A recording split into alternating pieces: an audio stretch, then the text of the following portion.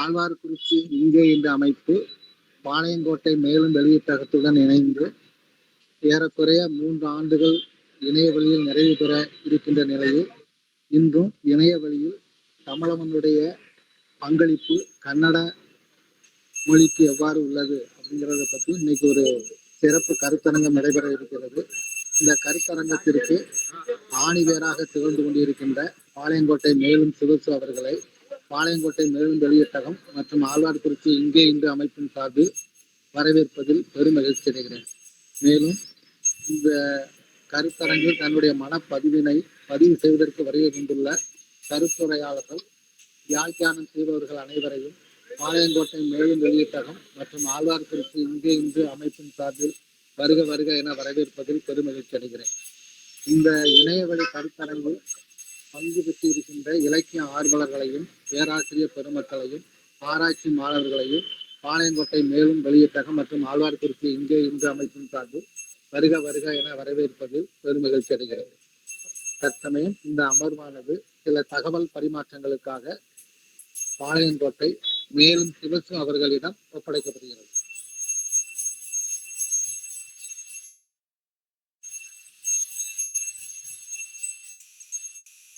ஆழ்வார்குறிச்சி இங்கே இன்று இலக்கிய அமைப்பினுடைய நிறுவனர் திருவள்ளுவர் கல்லூரியின் மேனாள் முதல்வரும் இன்று அந்த கல்லூரியினுடைய நிர்வாக அதிகாரி அட்மினிஸ்ட்ரேட்டிவ் ஆபீசர் என்று சொல்லக்கூடிய ஒரு பதவியில் இருக்கக்கூடிய முனைவர் சுந்தரம் அவர்களே, இந்த கருத்தரங்கிலே முக்கியமாக உரையாற்ற வந்திருக்கக்கூடிய தமிழவனுடைய பங்களிப்புகள் 75 விழுக்காடுகளுக்கு மேல் தமிழ் மொழியை சார்ந்ததாக இருந்தாலும் கூட அவருடைய பணி நிமித்தமாக அவருடைய வாழிடமான பெங்களூர், கர்நாடக மாநிலம், அந்த மாநில மொழிக்கு அந்த மொழியிலேயே அவர் அளித்த பங்களிப்புகள், தமிழிலே எழுதிய அவருடைய நூல்கள் அந்த மொழியிலே மொழிபெயர்க்கப்பட்டு ஓரளவிற்கு ஒரு பாதிப்பினை ஏற்படுத்தி இருக்கிறது. உயர் கல்வி புலத்திலே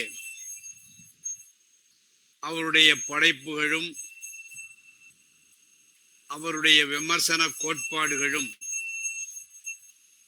சென்று சேர்ந்திருக்கக்கூடிய ஒன்றை பற்றி ஒரு 15 நாட்களுக்கு முன்னாலே தில்லியிலே இருக்கக்கூடிய ஜவஹர்லால் நேரு பல்கலைக்கழகத்தினுடைய சிறப்பு நிலையிலே தமிழ்துறை ஒரு கருத்தரங்கினை ஏற்பாடு செய்திருந்தது. அந்த கருத்தரங்கிலே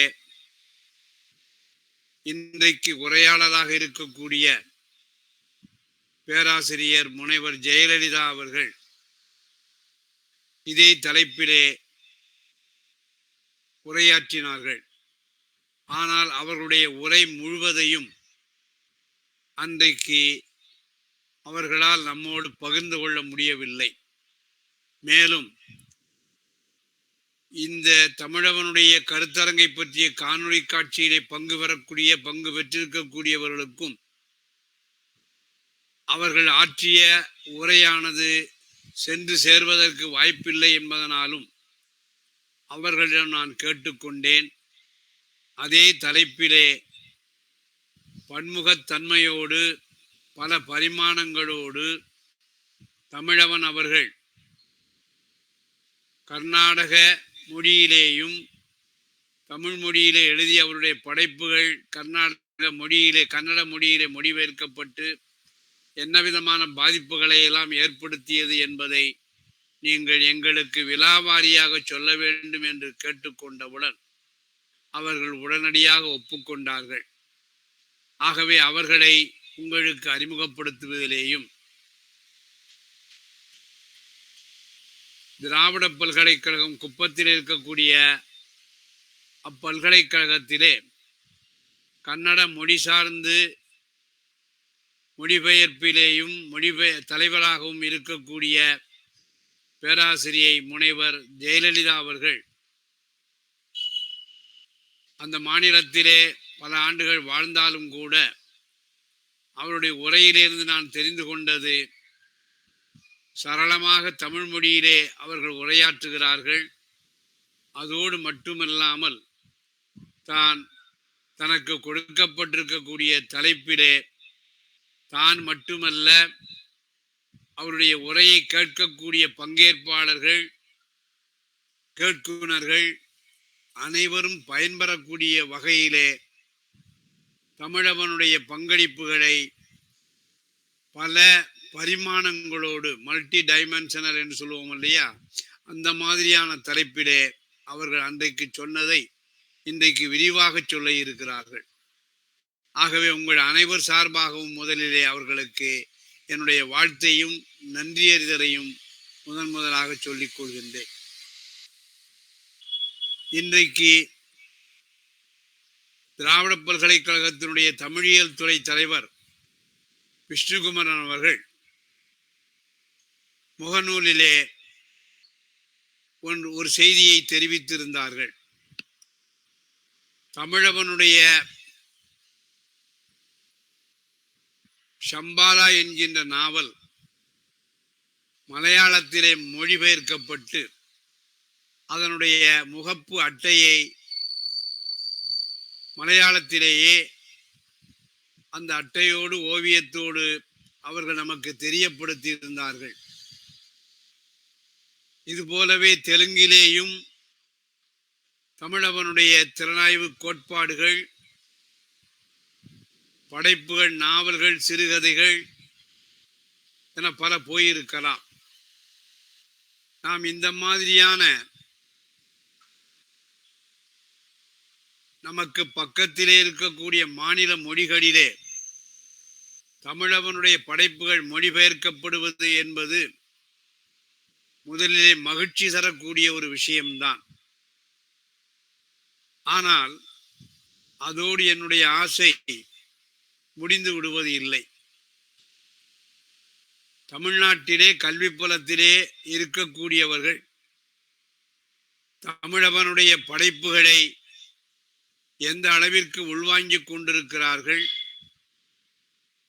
இதுவரைக்கும் வந்திருக்கக்கூடிய புனைகதை ஆசிரியர்களிலே தமிழவனுடைய புனைவுகள், அவருடைய நிலைப்பாடு எந்த அளவிற்கு இருக்கிறது என்று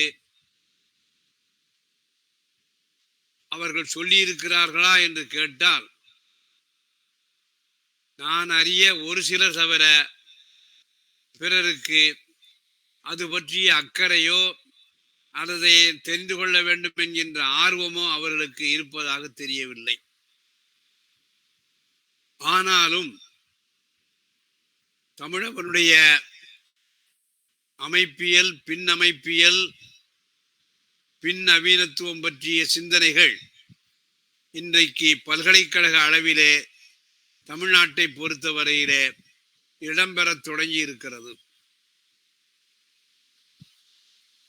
அது நெட் எக்ஸாமினேஷனாக இருந்தாலும் சரிதான், நீட் எக்ஸாமினேஷனாக இருந்தாலும் சரிதான், தமிழவனுடைய படைப்புகள், அவருடைய கோட்பாடுகளை பற்றிய ஒரு அறிவிப்பை தங்களுடைய பாடத்திட்டத்திலே சேர்த்து கொண்டிருக்கிறார்கள். ஆகவே ஆசிரியர்கள், பல்கலைக்கழக ஆசிரியர்கள் படிக்கிறார்களோ இல்லையோ, அந்த பாடத்திட்டத்தை தெரிந்து கொள்ள வேண்டும் என்கின்ற ஒரு ஆர்வத்திலே, ஆசையிலே தேர்வு எழுதக்கூடிய, கற்கக்கூடிய மாணவர்கள் அது பற்றி தெரிந்து கொண்டிருக்கிறார்கள். என்னுடைய விருப்பம் எல்லாம் இங்கு இருக்கக்கூடிய உயர் கல்வி புலத்தை சார்ந்திருக்கக்கூடிய ஆசிரியர்கள் தாங்கள் கற்பிக்கக்கூடிய மாணவரிடத்து கொண்டு சேர்க்கவில்லை என்கின்ற ஒரு ஆதங்கம் இருக்கிறது. அதற்கு அவருடைய ஆர்வமின்மையும் படிக்கக்கூடிய ஒன்றை தங்களுடைய கட்டாயமாக ஏற்றுக்கொள்ளாத ஒரு சூழலிலேயும் தான் இருந்து கொண்டிருக்கிறார்கள். ஆனால் கர்நாடகத்திலே கன்னட மொழியிலே இருக்கக்கூடிய பிற படைப்பாளிகளாகட்டும், கன்னட மொழி படைப்பாளிகளாக ஆகட்டும், அல்லது இந்த கன்னட மொழியிலே மொழிபெயர்க்கப்பட்டிருக்கக்கூடிய தமிழவனுடைய திறனாய்வுகளையும் படைப்புகளையும் படித்திருக்கக்கூடிய அந்த கன்னட மொழி சமூகம் அவருடைய புனைவுகளை, அவருடைய திறனாய்வுகளை எந்த அளவிற்கு எந்த நிலைப்பாட்டோடு ஏற்றுக்கொண்டிருக்கிறது என்பதை அறிந்து கொள்ள வேண்டும் என்கின்ற ஒரு எண்ணத்தினால்தான் பேராசிரியர் முனைவர் ஜெயலலிதா அவர்களிடம் நான் கேட்டுக்கொண்டேன். அவர்களும் ஒப்புதல் தந்திருக்கிறார்கள். இன்றைக்கு இருக்கக்கூடிய சூழலில் நீங்கள் பார்க்கின்ற பொழுது, சென்ற வாரம் சாகித்ய அகாடமி தமிழ் மொழிக்கு கொடுத்திருக்கக்கூடிய அந்த விருதுக்கான நூலை பற்றி நாங்கள் விவாதித்தோம். ஆனால் இப்படிப்பட்ட ஒரு விவாதமானது நடந்திருக்கிறது என்று தமிழ்நாட்டில் இருக்கக்கூடிய எந்த கல்வி புலத்தை சார்ந்து இருக்கக்கூடிய பேராசிரியர்களும் அது பற்றி விசனப்பட்டதில்லை, அது பற்றி விவாதித்ததும் இல்லை. இன்னும் நான் சொல்ல வேண்டும் என்று சொன்னால், தமிழ்நாட்டில் இருக்கக்கூடிய கல்வி புலம்தான் இப்படி அக்கறையற்று போய் இருக்கிறது என்று சொன்னால், படைப்பாளிகள் என்று சொல்லக்கூடியவர்கள்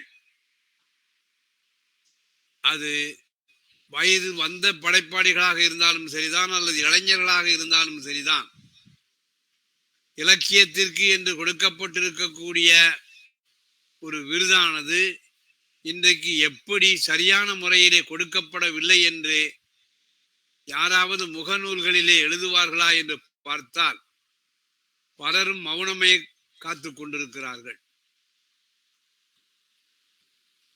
விருது பெற்ற படைப்பாளிகளாகட்டும், அவர்கள் பேச மாட்டார்கள், ஏனென்றால் அவர்கள் வயது வந்தவர்கள்.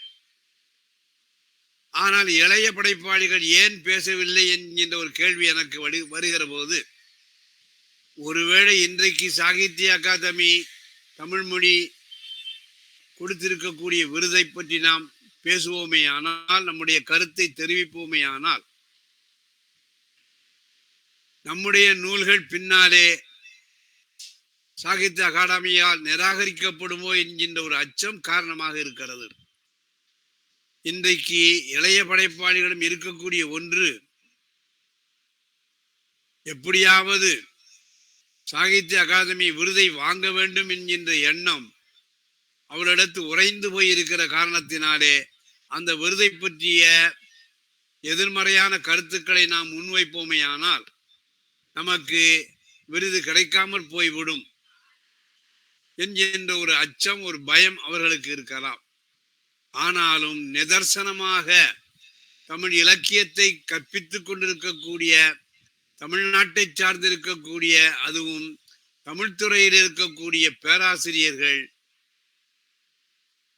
அவர்கள் வேறு எதற்கெல்லாமோ குரல் கொடுத்து கொண்டிருக்கிறார்கள். ஆனால் இப்படிப்பட்ட தமிழ் மொழிக்கு கொடுக்கப்பட்ட விருதானது ஆங்கிலத்தின் வழியாக மொழிபெயர்க்கப்பட்டு அந்தந்த மாநில மொழிகளுக்கு கொண்டு போகப்படுகிற பொழுது 2024 சாகித்ய அகாடமிக்கு கொடுக்கப்பட்டிருக்கக்கூடிய தமிழ் மொழிக்கான விருது ஏன் ஒரு படைப்பு இலக்கியத்திற்கு கொடுக்கப்படவில்லை? அங்கே நாவல்கள் எழுதப்படவில்லையா? சிறுகதைகள் எழுதப்படவில்லையா? அல்லது இலக்கியத்தினுடைய ஒரு பிரிவாக இருக்கக்கூடிய தமிழ் விமர்சனம் எழுதப்படவில்லையா என்றெல்லாம் அவர்கள் நம்ம மொழியை பற்றிய ஒரு எதிர்மறையான எண்ணத்தை அல்லவா கொள்வார்கள். அதை துடைப்பதற்காகவாவது இந்த கல்வி புலத்திலே இருக்கக்கூடிய பேராசிரியர்கள் விவாதிக்க தொடங்கி இருக்க வேண்டும். ஆனால் அந்த விவாதம் தொடராமல் இந்த விவாதத்திலே பங்கு பெற்றிருக்கக்கூடியவர்களை அச்சுறுத்தக்கூடிய வகையிலேதான் இந்த பேராசிரியர் பெருமக்கள் எல்லாம் தங்களுடைய குண்டாந்தடியை தூக்கி கொண்டு இன்றைக்கு தமிழ்நாட்டிலே வலம் வந்து கொண்டிருக்கிறார்கள். இன்றைக்கு ஒரு பதிப்பகம் ஒன்றை வெளியிட்டிருக்கின்றது. அதாவது சாகித்ய அகாதமி விருது பெற்றிருக்கக்கூடிய ஏற்கனவே விருது பெற்ற ஒரு எழுத்தாளர் புனைவு இலக்கியத்தை தவிர அவர் சார்ந்திருக்கக்கூடிய தேசத்தை பற்றிய உணவு தயாரிக்கும் முறையை பற்றி எழுதியிருக்கிறார் என்று அதை இப்பொழுது போடுகிறார்கள். எனக்கு ஏன் இப்பொழுது போடுகிறார்கள் என்கின்ற ஒரு சந்தேகம் வந்தது. அவர்கள் என்ன காரணத்தினாலே இந்த அறிவிப்பை முகநூலிலே வெளியிட்டிருப்பார்கள் என்று நான் எண்ணி பார்த்தேன். சாகித்ய அகாதமி விருது பெற்றிருக்கக்கூடிய விருதாளர்கள் இந்த மாதிரியாக நான் ஃபிக்ஷன் என்கின்ற முறையிலே கூட எழுதியிருக்க வாய்ப்பு இருக்கிறது.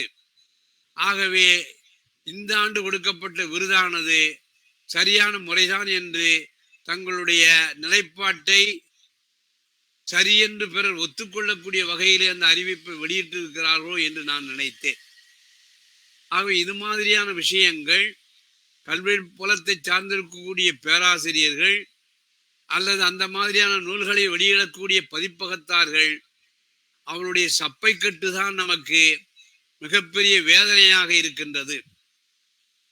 பொதுமக்களை பொறுத்தவரையிலே நாம் கவலைப்பட வேண்டியதில்லை. அவர்கள் திரளாக இருக்கக்கூடியவர்கள், கும்பல் கலாச்சாரத்தை சார்ந்தவர்கள். அவர்களுக்கு எது சரி எது தவறு என்று சொல்லக்கூடிய தீர்மானிக்கக்கூடிய சக்தி அவர்களுக்கு இருக்காது. ஆனால் இலக்கியத்தை நாம் சொல்லிக் கொடுத்து கொண்டிருக்கின்றோம் என்று சொல்லக்கூடியவர்களும், இலக்கிய புனைவுகளை நாங்கள் வெளியிட்டுக் கொண்டிருக்கின்றோம் என்று சொல்லக்கூடிய பதிப்பகங்களும் கூட அவர்கள் ஏன் இந்த மாதிரியான ஒரு சூழலிலே இதை சரி என்று நிறுவுவதற்கு முயல்கிறார்கள் என்கின்ற ஒரு சந்தேகம்தான் எனக்கு எழுந்து கொண்டிருக்கின்றது. ஆகவே 19 பார்ப்போமே ஆனால் தமிழ்நாட்டை சார்ந்திருக்கக்கூடிய இலக்கிய புலம், இலக்கியத்தை கற்றுக் கொடுக்கக்கூடிய உயர்கல்வி புலம் எல்லாம் ஒரு சரியான முறையிலே இயங்கிக் கொண்டிருக்கிறதா அல்லது அதற்கு இயங்க வேண்டும் என்கின்ற ஒரு எத்தனத்தை யாராவது முன்னெடுத்து கொண்டிருக்கிறார்களா என்கின்ற ஒரு எண்ணமெல்லாம் சந்தேகமெல்லாம் எனக்கு வந்து கொண்டிருக்கின்றது. அந்த அடிப்படையிலே தான் தமிழ் மொழியில் இருக்கக்கூடிய கல்வி புலமோ வாசகர்களோ எதை பற்றியும் கவலைப்படாமல் அவர்கள் ஏதோ ஒன்றை நோக்கமாக கொண்டிருக்கிறார்கள் என்று சொன்னால், கர்நாடகத்திலே இருக்கக்கூடிய கன்னட மொழியிலே மொழிபெயர்க்கப்பட்டிருக்கக்கூடிய இந்த தமிழவனுடைய படைப்புகளை அல்லது தமிழவனுடைய படைப்புகள் மாதிரி தீவிரமான விஷயங்களை பேசக்கூடிய அந்த கர்நாடக மாநிலத்தினுடைய படைப்பாளியை பற்றி அங்கு இருக்கக்கூடிய மொழி சார்ந்திருக்கக்கூடியவர்கள் என்ன மாதிரியான அபிப்பிராயங்கள் கொண்டிருக்கிறார்கள் என்று அறிவதற்காகவும் பேராசிரியை முனைவர் ஜெயலலிதா அவர்களை தமிழவனுடைய பங்களிப்புகள் பற்றி நீங்கள் உரையாற்ற வேண்டும் என்று நான் கேட்டுக்கொண்டேன். அவர்களும் சரி என்று ஒத்துக்கொண்டார்கள். ஆக இந்த மாதிரியாக தமிழ் கல்வி புலம், தமிழ் இலக்கியத்தை பற்றி பேசுகிற எழுதுகிற படைப்பாளிகள், விமர்சகர்கள் இவருடைய மௌடிகத்தை மௌனத்தை இனிமேலாவது கலைக்க வேண்டும் என்கின்ற ஒரு வேண்டுகோளோடு இப்பொழுது பேராசிரியை முனைவர் ஜெயலலிதா அவர்கள் நாம் கேட்டுக்கொண்ட அந்த தலைப்பிலே என்னுடைய மனதிலே தோன்றிய சந்தேகத்தையும் அவருடைய உரையினுடைய முடிவிலே அவர்கள் நமக்கெல்லாம் தெளிவுபடுத்த வேண்டும் என்கின்ற ஒரு வேண்டுகோளோடு இப்பொழுது அவர்களை அவருடைய உரையை பேச்சாக எங்களுக்கு தர வேண்டும் என்று கேட்டுக்கொண்டு அவர்களை உங்களோடு பகிர்ந்து கொள்ள அன்போடு நான் அழைக்கின்றேன். இப்பொழுது பேராசிரியர் முனைவர் ஜெயலலிதா அவர்கள். வணக்கம். இங்கே இன்று இலக்கிய அமைப்பு மற்றும் மேலும் வெளியீட்டகம் இணைந்து நடத்தும் இந்த காணொளி கருத்தரங்கில் எனக்கு பேசுவதற்கு வாய்ப்பை அளித்த திரு சிவசு ஐயா அவர்களுக்கு நன்றியை தெரிவித்துக் கொள்கிறேன். கன்னட இலக்கிய உலகிற்கு தமிழவன் அவர்கள் அளித்த பங்களிப்புகள் என்ன என்ற விஷயத்தை பற்றி சில கருத்துக்களை உங்களோடு பகிர்ந்து கொள்ள விரும்புகிறேன். தமிழவன் அவர்களின் முக்கியமான பங்களிப்பு என்றால், அவர் வார்சா பல்கலைக்கழகத்தில் வேலை செய்யும் போது முதலாக கன்னட மொழியின் ஆரம்ப பாடம் நடத்தியதை சொல்லலாம். தமிழ் கற்பித்ததோடு கூடுதலாக அவர் கன்னட மொழியையும் ஆரம்ப பாடமாக கற்பித்தார். இது கன்னட மொழியின் மீது அவர் கொண்டிருந்த அபிமானத்தை காட்டும். அடுத்தது அவருடைய ஒரு நூல் பற்றி சொல்ல வேண்டும். கன்னட இலக்கிய மற்றும் இலக்கண உலகில் அந்த நூல் ஒரு அதிர்வலையை ஏற்படுத்திய புத்தகம். அதன் பெயர்தான் தமிழு காவிய மீமாம்சை, அதாவது தமிழ் கவிதையியல். இது கன்னட இலக்கிய உலகத்திற்கு ஒரு பெரிய அளவில் பயனளித்தது. கன்னட அறிஞர்கள் தம் கன்னட கவிதையியல் குறித்து சிந்திப்பதற்கு இது ஒரு ஒளிகாட்டியாக மாறியது. அது மட்டுமல்ல, தமிழவன் அவர்களுக்கு கன்னட இலக்கிய உலகத்தில் ஒரு பெயர் பெற்று தந்த படைப்பும் இதுவே ஆகும். கன்னட மொழி பேசுபவர்களுக்கு தமிழ் கவிதையியலை மிக எளிமையான முறையிலும் தெளிவாகவும் இந்நூல் அறிமுகப்படுத்தியது. 5 மலர்களை பின்னணியாக கொண்டு அகப்புற வாழ்வின் கவிதையியலை விளக்குவது கன்னட வாசகர்களுக்கு மிகவும் புதிதாக இருந்தது. அதாவது உடமொழி தாக்கமே இல்லாமல் கவிதையில் கோட்பாடொன்று இருக்க முடியுமா என்ற கேள்விக்கு பதிலாக தமிழவன் அவர்களின் இந்நூல் இருந்தது. அதுவரை கன்னடத்தில் பயில்பட்ட கவிதையியல் நூல்கள் என்பவை எல்லாம் முழுமையாக வடமொழியின் கருத்தை ஆதரித்தே உருவாகியிருந்தன. கன்னட அறிஞரான தீனம் ஸ்ரீகண்டையா அவர் எழுதிய பாரதிய காவிய மீமாம்சை, அதாவது இந்திய கவிதையியல் எனும் நூல் வடமொழியின் கருத்துக்களை, அதாவது காவிய லட்சண நூல்களை அடிப்படையாக கொண்டே எழுதப்பட்டதாகும். இந்த நூலுக்கு முன்னுரை எழுதிய புகழ்பெற்ற கன்னட கவிஞரான குவெம்பு அவர்கள் ஒரு இடத்தில் கூறுகிறார்கள், கன்னட இலக்கியத்தில் இதுவரை வந்த கவிதையியல் நூல்கள் அனைத்துமே வடமொழியின் நிழல் போன்றவை. கே.பி. கிருஷ்ணகுமார் என்ற மற்றொரு அறிஞரும் இந்திய கவிதையியல் என்றால் மொழியின் பார்வையில் வடமொழியின் கவிதையியலே தவிர வேறில்லை என்கிறார். இந்த அறிஞர்களின் வார்த்தைகளை கவனித்தால் வடமொழி கவிதையியல் மட்டுமே அனைத்து மொழிகளின் கவிதையியலுக்கு அளவுகோல் என்ற பாவனை வரும். ஆனால் அப்படி அல்ல. ஒவ்வொரு இந்திய மொழியும் தன் கவிதைகளின் அடித்தளத்தில் தனிப்பட்ட ஒரு கவிதையியலை கட்டி எழுப்ப வேண்டும். இவ்வகையில் கன்னட கவிதையியலுக்கு சிறிது அசல் தன்மை அளித்தவர்களில் குவெம்பு மற்றும் பூதி நரசிம்மாச்சார் ஆகியோர் முக்கியமானவர். குவெம்பு அவர்கள் எழுதிய ரசோவைசகா, தபோநந்தனா, திரௌபதிய ஸ்ரீமுடி, விபூதி பூஜை போன்ற சிறிய நூல்கள் கவிதை தொடர்பான கோட்பாடுகளை புது கவிதையியலின் எதிர்பார்ப்புக்கு தக்கவாறு முன்வைக்கின்றன. தற்போது கன்னட இலக்கிய உலகம் பல இலக்கிய நிலைகளை கடந்தும் பல இலக்கிய இயக்கங்களை பார்த்து வந்துள்ளது. அதனால் புதிய இலக்கிய வகைகளுக்கு பழைய வடமொழி கவிதையியலை பொருத்தி பார்ப்பது எந்த வகையில் சரியானது எனும் கேள்வி பல இலக்கண அறிஞர்களுக்கு எழுந்தது. அதற்கு விடையளிப்பதாக இருந்ததுதான் எனும் நூல். 1993 பதிப்பிக்கப்பட்ட இந்நூல் தமிழ் கவிதையியலை முதலாக கன்னட இலக்கிய உலகத்திற்கு அறிமுகப்படுத்தியது. கன்னடத்தின் புகழ்பெற்ற விமர்சகரான டி.ஆர். நாகராஜ் மேற்கொண்ட உரையாடலும் தமிழவனுடன் மேற்கொண்ட உரையாடல் இந்த புத்தகத்தில் உள்ளது. இந்நூலில் தமிழவன் அவர்கள் பிற திராவிட மொழிகளும் தங்கள் கவிதையியல்களை கண்டறிய வேண்டும் என்கிறார். திராவிட சிந்தனைகள் இந்திய கண்ணோட்டத்தில் தோன்றி வடமொழிக்கு சென்றதான வாதம் இங்கே முன்வைக்கப்பட்டுள்ளது. ஜார்ஜ் எல் ஹார்ட் எனும் மேற்கத்திய அறிஞர் தொனி எனும் கருத்து தமிழிலிருந்து வடமொழிக்கு சென்றது என்று கூறுவதை இங்கு நினைவு கூற வேண்டும். தமிழவன் மொழியோடு அரசியல் அதிகாரத்தை இணைக்கிறார். தலித்துகளும் சிறுபான்மையினரும் அதிகார அரசியல் கலாச்சாரத்தின், அதாவது கல்ச்சர் ஆஃப் பொலிட்டிக்கல் பவர் மாற்றத்தை எதிர்கொள்ள தயாராக வேண்டும் என்கிறார். தமிழவனின் தமிழு காவிய மீமாம்சை எனும் நூல் வெளிவந்த பின்பு கன்னட கவிதையியலை பற்றிய பல்வேறு ஆய்வுகள் தொடங்கப்பட்டன. பல புத்தகங்கள் எழுதி வெளியிடப்பட்டன. தமிழவன் அவர்களின் தமிழ் கவிதையியல் புத்தகம் கன்னடத்திற்கே உரிய கவிதையியல் உண்டு என்ற சிந்தனையை பலரிடம் தோற்றுவித்தது. இதை சொன்னது தில்லி பல்கலைக்கழகத்தின் முன்னாள் கன்னட பேராசிரியரான சத்யநாத் அவர்கள். அந்த வகையில் தமிழவன் அவர்களின் தாக்கத்தால் வந்த ஒரு முக்கியமான அடிப்படை கருத்தை கொண்டிருந்த, அதாவது ஃபண்டமெண்டல் ஐடியா கொண்டிருந்த முதல் புத்தகம் என்றால் 1991 அக்ஷரா பதிப்பகம் வெளியிட்ட டி.ஆர். நாகராஜ் அவர்களின் அல்லம பிரபு ಮತ್ತು சைவ பிரதிபை என்ற நூல்.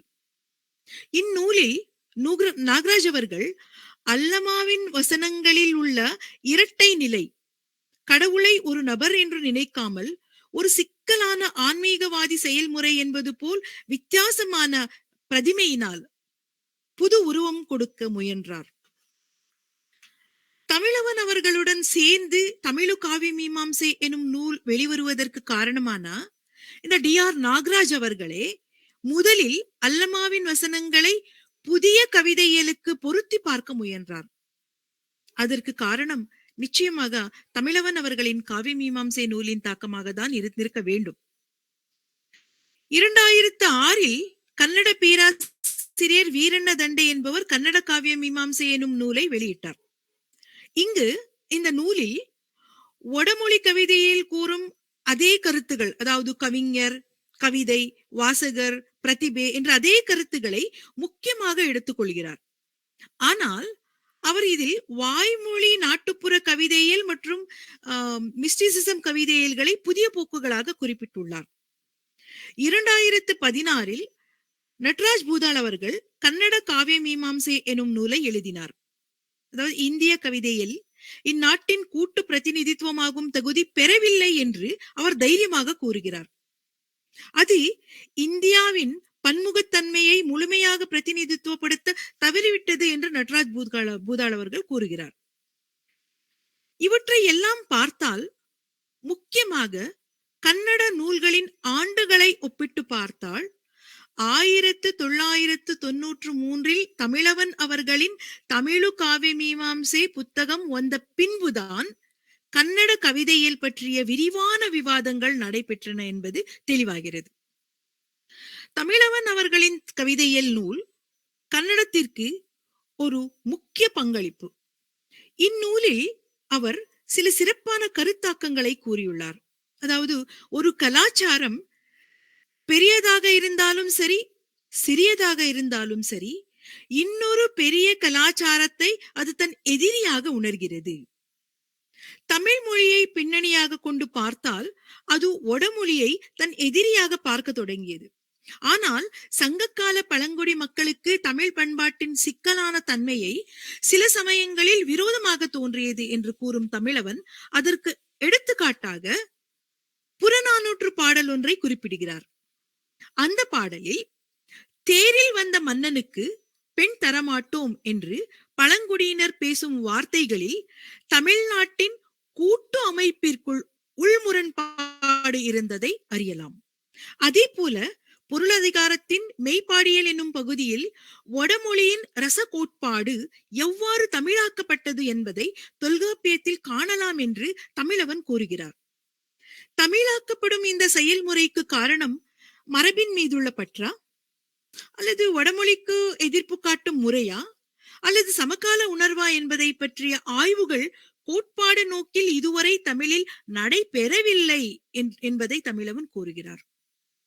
இந்நூலின் மற்றொரு சிறப்பான அம்சம் என்னவென்றால், தொல்காப்பியர் குறிப்பிடும் கூற்று எனும் கருத்தை தமிழவன் ரஷ்யா மொழியில் அறிஞரான மிகாயில் பக்தின் முன்வைத்த மொழிதல் கோட்பாடோடு ஒப்பிட்டுவதை நாம் இங்கே குறிப்பிடலாம். அதை தமிழ் கவிதை மற்றும் நாவலுடன் இணைத்து பொருத்தி ஆராய்ந்துள்ளார். கவிதையின் அகத்தில் உள்ள கூற்றை கவனித்துள்ளார். இந்த கோட்பாடை கூற்றுடன் மேலும் ஆராய்ச்சிக்கு உட்படுத்தும் செயலை யாரும் செய்யவில்லை என்று தமிழவன் கூறுகிறார். தற்கால இலக்கிய ஆய்வில் தொல்காப்பியரின் அணுகுமுறை அல்லது பக்தினின் பார்வை தற்போது பொருந்துமா என்பதை பார்க்க வேண்டும் என்றும் சொல்கிறார். பக்தின் நாவலின் பல இடங்களில் வரும் உரையாடல்களை எடுத்து அதுதான் ஈஸ்தெட்டிக் பிளெஷர் தருகிறது என்கிறார். பக்தினின் இந்த புது சிந்தனையை படித்த தமிழவன் தமிழில் மொழிதல் கோட்பாடும் தமிழ் கவிதையும் எனும் நூலை எழுதினார். பக்தின் தன் கட்டுரைகளின் மூலமாக டயலாகிசம், ஹெட்ரோக்ளோசியா மற்றும் குரோனோடைப் கருத்து படிவங்களை முன்வைக்கிறார். எபிக் மற்றும் நாவல் எனும் கட்டுரையில் அவன் நாவலின் தனித்தன்மையை காவியத்துடன் ஒப்பிடுகிறான். இந்த மேற்கத்திய கோட்பாடை தமிழவன் அவர்கள் தமிழுக்கு பொருத்தி பார்க்கிறார். அது மட்டுமல்ல, அதை விரிவுபடுத்துகிறார். தொல்காப்பியரின் கூற்று பற்றிய சிந்தனைகளை இன்கிலாப், பாரதிதாசன், ஞானக்கூத்தன் முதலிய கவிஞர்களின் கவிதைகளோடு ஒப்பிட்டு பார்க்கிறார். இந்த டயலாகிசம் தமிழின் திருப்பாவையில் இருப்பதை பற்றி தமிழவன் மேலும் என்ற தமிழ் காலாண்டிதழ் ஒன்றில் கட்டுரை எழுதினார். இந்த கட்டுரைக்கு எதிராக பல விவாதங்கள் எழுந்தன. ஏனெனில் இந்த கட்டுரையில் தமிழவன் ஆண்டாளின் திருப்பாவை பக்தி பாடல் அல்ல என்றும், அது ஒரு பெண் தன்ன உடல் உணர்வுகளை வெளிப்படுத்தும் கவிதை என்றும் எழுதினார். பலர் இதற்கு எதிர்ப்பு தெரிவித்தனர். இந்த எதிர்ப்புக்கு பதிலாக தமிழவன் அவர்கள் உரைநடை இலக்கியத்திலும் கூட இந்த சிந்தனை விரிவுபடுத்தி புத்தகத்தை எழுதினார். அசோகமித்ரனின் எல்லா நாவல்களையும் ஆய்வுக்கு உட்படுத்தினார். இப்படி தமிழில் நடந்த விவாதம் புதிய விளக்க முறையாக கன்னடத்தின் நவீன விமர்சன சூழலுக்கு உத்வேகம் அளித்தது என்றால் அது பிழையில்லை. தமிழுக்கும் கன்னடத்திற்கும் இடையிலான விவாதத்திற்கான ஒரு சூழலை தமிழு காவிய மீமாம்சை எனும் நூல் உருவாக்கிய விளைவுகள் இவை. கன்னடத்திற்கு தமிழவன் ஆற்றிய மற்றும் ஒரு பங்களிப்பு என்னவென்றால், பெரியார் சிந்தனைகள் எனும் நூல். இது வெளியான சில ஆண்டுக்குள் 3 பதிப்புகள் வந்துள்ளன. அம்பேத்கருடன் பெரியாரை கன்னடத்தில் பரப்ப இந்நூல் பெரிய பங்களிப்பை செய்துள்ளது. அவரது கட்டுரைகள் கன்னடா மற்றும் தமிழுக்கு இடையிலான ஒப்பீடு அம்சங்களை வெளிப்படுத்துகின்றன. கர்நாடகத்தில் வாழும் அறிவுஜீவிகள் முஸ்லிம்களும் இந்துக்களும் இணைந்து வாழ வேண்டும் எனும் கருத்தை வெளிப்படுத்துகிறார்கள் என்று கூறும் தமிழவன், தமிழில் சூஃபிசம் இருந்தாலும் அதை பற்றி விரிவான கருத்தாடல்கள் நடக்கவில்லை என்பதையும் குறிப்பிடுகிறார்.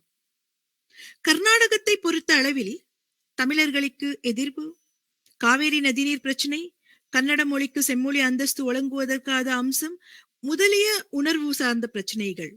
ஆனால் முஸ்லிம்களும் இந்துக்களும் சேர்ந்து வழிபடும் இடமான பாபா புடன்கிரியின் சர்ச்சை அறிவுபூர்வமாக எடுத்துக்கொள்ள வேண்டும் என்கிறார். கர்நாடகத்தில் சிக்கமகளூரு மாவட்டத்தில் உள்ள பாபா புடன்கிரி முஸ்லிம் சூஃபி மரபை சார்ந்த ஒரு பள்ளி. அதை பற்றி தமிழவன் கட்டுரை எழுதியுள்ளார்.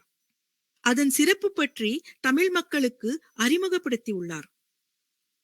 புகழ்பெற்ற கன்னட எழுத்தாளரான U.R. அனந்தமூர்த்தியை தமிழவன் முன்னணி புத்திஜீவியாக அங்கீகரிக்கிறார்கள். இதன் மூலமாக கர்நாடகத்தையும் தமிழகத்தையும் ஒப்பிட்டு சில நிலைகளை கூறுகிறார். தமிழவன் அவர்களுக்கு கன்னட மொழி மற்றும் கர்நாடகத்திற்கும் இடையில் அவர்கள் இருக்கும் உறவை அவரது பல கதைகளில், கட்டுரைகளில் தொடர்ந்து உறுதிப்படுத்திக் கொண்டே இருக்கிறார். உதாரணமாக அவரது கதைகளில் அவர் கர்நாடகாவின் சில பகுதிகளை குறிப்பிடுகிறார். காந்தி லிபி எனும் ஒரு கதை நீங்கள் படித்திருப்பீர்கள்.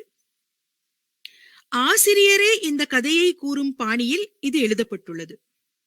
இதில் ஒரு கதாபாத்திரம் தன்னைத்தான் ஒரு கன்னட எழுத்தாளனின் மகனாகவும் தன் தந்தை பாலகிருஷ்ணா கவுடாவை சந்திப்பதற்கு மங்களூரு எஸ்டேட்டில் உள்ள தன் எஸ்டேட்டுக்கு பல கன்னட எழுத்தாளர்கள் வருவார் எனும் செய்தியையும் கூறுகிறது.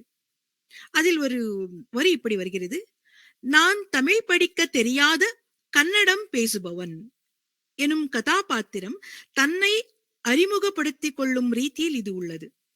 பின்பு இதே பாத்திரம் கூறுகிறது, நான் என் தந்தையின் காலத்து எழுத்து பாணியை விட கன்னட கவிஞரான கோபாலகிருஷ்ண அடிகர் போன்றோரின் பாணி கவிதைகள் தான் அதிகமாக ரசிக்கிறேன்.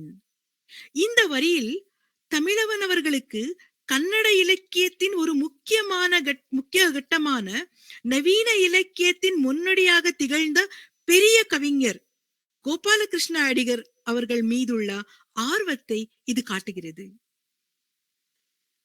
புலிக்கிருந்த 2 தலைகள் கதையின் கதாபாத்திரம் வசித்து வந்தது பெங்களூரில், அதாவது பசவனகுடியில். அதே கதையில் பெங்களூரின் கண்டோன்மெண்ட், கர்நாடகத்தின் கேஜிஎஃப் இடங்களை பற்றிய குறிப்புகளும் வந்துள்ளன. காந்தி லிபி கதையில் வரும் இன்னொரு வரியை நான் படிக்கிறேன். என் தந்தையான பாலகிருஷ்ண கவுடா ஒரு முறை கோபாலகிருஷ்ண அடிகா என்ற எங்கள் மொழியின் புகழ்பெற்ற கவிஞரை சந்தித்த போது கூறினார் என்ற செய்தியை லிங்காயத்து மடம் ஒன்றில் வைத்து மடே ஸ்நானா என்ற பெயரில் தலித்தினர் பிராமணர் உணவு உண்ட எச்சில் இலை மீது உருளும் சடங்கை கேள்விப்பட்டு அதை கண்டித்த லங்கேஷ் என்ற எழுத்தாளர் கோபமாக பேசிய செய்தி ஒன்று நான் கேள்விப்பட்டதுண்டு. இது கதையில் வரும் வரிகள். இங்கே கோபாலகிருஷ்ண அடிகா என்ற எங்கள் மொழியின் கவிஞர் என்று தமிழவன் எழுதுகிறார்.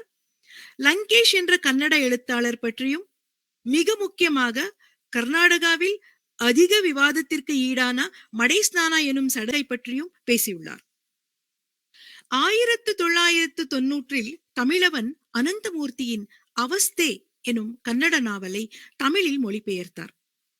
அவருடைய பல கட்டுரைகளிலும் சிறுகதைகளிலும் பல புதினங்களிலும் மேற்கத்திய கோட்பாடை அல்லது சிந்தனையை நம் நாட்டு வாசகர்களுக்கு அறிமுகப்படுத்தும் முறையில் அதை பயன்படுத்தியுள்ளார். அதை சில இடங்களில் நேரமாக கூறுகிறார், சில இடங்களில் மறைமுகமாக அதை குறிப்பிடுகிறார். வாசகர்கள் கவனம் செலுத்தி படித்தால் மட்டும் அவை புரியும். இப்போ ஷம்பாலா என்னும் நாவலை எடுத்துக்கொள்ளுங்கள். இந்நாவலின் மெய்ய கதாபாத்திரமான அமர்நாத் தன் படிப்பு, எழுத்து, சிந்தனை போன்ற எல்லாம் அரசாங்கத்தால் உளவு பார்க்கப்படுவதை அறிகிறான். இந்நிகழ்ச்சி நான் படித்தபோது ஜார்ஜ் ஆர்வெலின் 1949 எனும் நாவலை ஞாபகப்படுத்தியது. அதில் பிக் பிரதர் ஒரு பாத்திரம். ஆளும் கட்சியான இங்சாக் குடிமக்கள் மீது தனது சொந்த நலனுக்காக முழு அதிகாரத்தையும் செலுத்துகிறது. பிக் பிரதர் உங்களை பார்க்கிறார் என்ற முழக்கம் கட்சி உறுப்பினர்களுக்கும் தனி உரிமை இல்லை என்பதை தொடர்ந்து நினைவூட்டுகிறது. அவர்களின் கருத்தியல் தூய்மையை உறுதிப்படுத்த அவர்கள் தொடர்ந்து கண்காணிப்புக்கு உட்பட்டுள்ளனர். அதே போல ஷம்பாலாவில் அமர்நாத் அரசாங்கத்தின் கண்காணிப்புக்கு உட்படுவான். மேற்கத்திய புதினம் ஒன்றில் உள்ள ஒரு சிந்தனையை தமிழவன் கையாளும் முறை மிகவும் சிறப்பானது.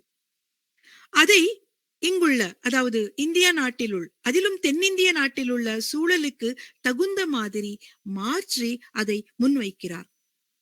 வார்சாவில் ஒரு கடவுள் நாவலில் கதாபாத்திரமான சந்திரன் அவன் வசித்த வீடு, கடிகாரத்தோடு பேசும் மாதிரியான ஒரு சம்பவம் வரும். இச்சம்பவம் எனக்கு மொழி அறிஞரான உம்பர்டோ எக்கோவின் செமியாட்டிக்ஸ் தியரியை நினைவுக்கு தந்தது. அவன் கூறும் செயற்கை அறிகுறிகள் போல இந்த வீடு, கடியாரம் உள்ளன. அதாவது அறிகுறிகளின் மூலம் ஒரு மறைமுகமான அர்த்தத்தை இது விளக்குகிறது. அதே போல அவர் தம் மாணவர்களின் மூலம் பல தனித்துவமான மேற்கத்திய கோட்பாடுகளை கன்னடத்திற்கு வழங்கியுள்ளார். விஜயராகவன் என்பவர் விளாடிமிர் ப்ராப் அவர்களின் மார்பாலஜி எனும் நாட்டுப்புறவியல் கோட்பாடை கன்னடத்திற்கு மொழிபெயர்ப்பு செய்வதற்கு தமிழவன் அவர்கள்தான் முக்கிய காரணமாக இருந்தார். அதே போல நான் என் முனைவர் பட்டத்திற்காக குழந்தைகள் சொல்லும் நாட்டுப்புற கதைகளின் செயல் மற்றும் வடிவத்தை தேர்ந்தெடுத்த போது கதைகளை முக்கியமாக வைத்துக்கொண்டு prop, Stith Thomson, anti Arne உள்ளிட்டோர் கூறிய மோட்டிவ், டைப் இண்டெக்ஸ் போல பல மேற்கத்திய கூறுகளை பயன்படுத்தி கதைகளை ஆராய்ச்சி செய்யும் புதிய வழியை எனக்கு கற்றுக் கொடுத்தார். தமிழவனின் சிறுகதைகள், நாவல்கள் கன்னட வாசகர்களுக்கு அறிமுகமானது அவருடைய மாணவர்கள் மூலம்தான். இப்படி தனித்துவம் வாய்ந்த மாணவர் குழு ஒன்று தமிழவன் அவர்களால் உருவாக்கப்பட்டு பல படைப்புகளை கன்னட இலக்கிய உலகத்திற்கு அளித்து வருகின்றது. ஏற்கனவே சொல்லப்பட்ட மனிதர்கள் எனும் நாவலை முனைவர் தமிழ் செல்வி கன்னடத்திற்கு மொழிபெயர்த்துள்ளார். இது இலக்கிய உத்தியான மாயா யதார்த்தவாதத்தை பயன்படுத்தி எழுதப்பட்ட புதினமாகும். அதே போல அவருடைய வார்சாவில் ஒரு கடவுள், ஷம்பாலா ஆகிய 2 நாவல்களையும் நான் கன்னடத்திற்கு மொழிபெயர்த்தேன்.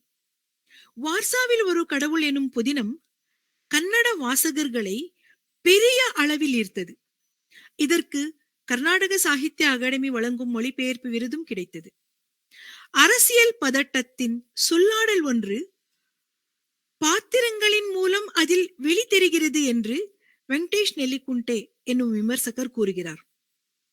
உலகத்தின் 2 முக்கிய நாடுகளான இந்தியா மற்றும் போலாந்தின் பரிதவிப்புகளை கலைப்படைப்பாக உருவமைப்பதில் நாவலாசிரியர் வெற்றி பெற்றுள்ளார் எனும் வாசகர்களின் சொற்கள் இந்த நாவலின் தனித்தன்மையை வெளிப்படுத்துவதாக அமைகின்றன. எச்.எஸ். ராகவேந்திர ராவ் எனும் கன்னடத்தின் பிரபலமான விமர்சகர் வார்சாவில் ஒரு கடவுள் நாவலின் கன்னட மொழிபெயர்ப்பான வார்சாதல்லொப்ப பகவந்தா வெளியீட்டு விழாவில் இந்த படைப்பின் தனித்துவத்தை குறித்து பேசினார். அவர் என்ன கூறுகிறார் என்றால், தமிழவனின் செயல்பாடுகள், அவருடைய எழுத்துகள், குறிப்பாக தமிழு காவிய மீமாம்சை போன்றவை மூலமாக ஒரு முக்கியமான செயல் நிகழ்ந்துள்ளது. தமிழவனின் வார்சாவில் ஒரு கடவுள் போன்ற ஒரு நாவல் கன்னடத்திலும் இல்லாத, தமிழிலும் இல்லாத ஒன்றை தன் உள்ளே சேர்த்து கொண்டு வேறொரு படைப்பாகவே மாறுகிறது. அதனாலேயே அவர் தமிழ் வாசகர்களுக்கும் கன்னட வாசகர்களுக்கும் ஒரு சேர முக்கியமாகிறார்கள் என கூறுகிறார். இந்த நாவல் ஒரு மாறுபட்ட புரிதலை, ஒரு மாறுபட்ட அறிதலை தருகிறது. உங்கள் கன்னடத்தில் இவ்வளவு எழுத்துக்கள் இருக்கின்றன அல்லவா, அவை எல்லாவற்றை விடவும் நான் வேறுபட்டு இருக்கிறேன். நீங்கள் என்ன சொல்ல விரும்புகிறீர்களோ அதை நான் சொல்கிறேன் என்கிற மாதிரியான ஒரு நம்பிக்கையை வார்சாவில் ஒரு கடவுள் நாவல் தருகிறது எனும் ராகவேந்திர ராவ் அவர்களின் வரியில் அதன் முக்கியத்துவம் நாங்க பார்க்கலாம். இந்த வரிகள் ஒரு கன்னட விமர்சகருடையது என்றால் இந்த நாவலின் சிறப்பு எத்தகையது என்பது தெளிவாகும். கன்னடத்தில் அரசியல் நாவல்கள் அரிதாகவே வெளிவருகின்றன.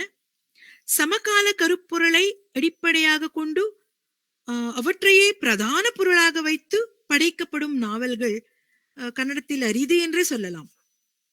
அப்படி அரசியலை பிரதானமாக கொண்டு உருவாக்கப்பட்ட நாவல்களில் தமிழவனின் ஷம்பாலாவும் ஒன்று. இப்படைப்பு பல அரசியல் பரிமாணங்களையும் உள்ளடக்கியுள்ளது. அந்த அம்சங்களை நோக்கி வேறுபட்ட பார்வையை கைகொள்கிறது. வரலாற்றுடன் யதார்த்தத்தை இணைத்து செல்வது இந்த நாவலின் ஒரு முறை. அதிகாரத்திற்கும் சிந்தனைக்கும் இடையிலான ஒரு மோதலை இங்கு காணலாம். இந்தியாவில் மாற்றங்களை உண்டாக்க வேண்டி அரசாங்கம் எடுத்துள்ள சில நடவடிக்கைகள் இங்கு சிறப்பாக அலசப்பட்டுள்ளன.